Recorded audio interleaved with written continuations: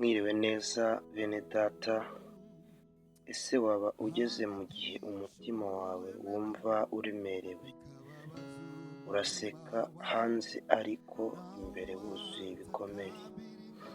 Nta gahe gato uyu munsi Imana iracyavugana nawe iti ntimutinye ndi kumwe nawe.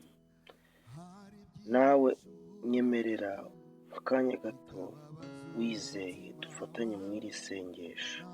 Uyu munsi Imana ikuremera ikintu gishya.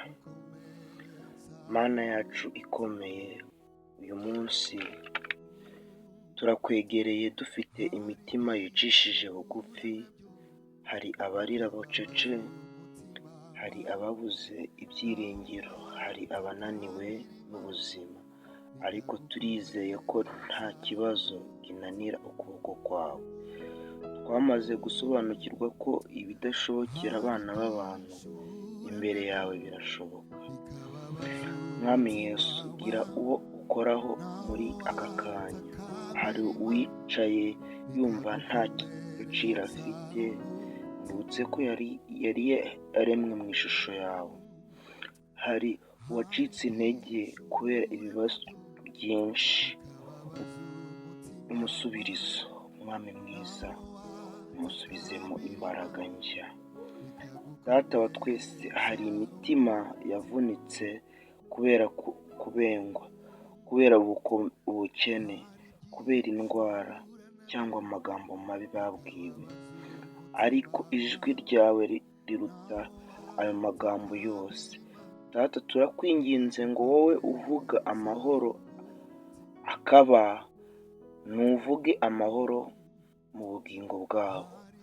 Mana, turagusaba ko wamarira yabariraho, humuriza abapfushije, ukize abarwayi, ufungure inzira y'abafunze imiryango y'amahirwe. Ahari umwijima uzana umucyo. Wowe Mwami, twigishe kutareka kwizera nubwo ibintu bitagenda uko tubyifuza. Iyo isi itwimye amahoro, wowe uduhe amahoro arenze uko abantu bayatekereza. Uyu munsi turakwizeye Mwami, twizeye ko hari icyo ugiye kurema mu buzima bwacu. Twizeye ko Mwami Imana hari ubuzima bugiye guhindukira. Twizeye ko Kristo ugiye guhindura ubuzima bwacu. Twizeye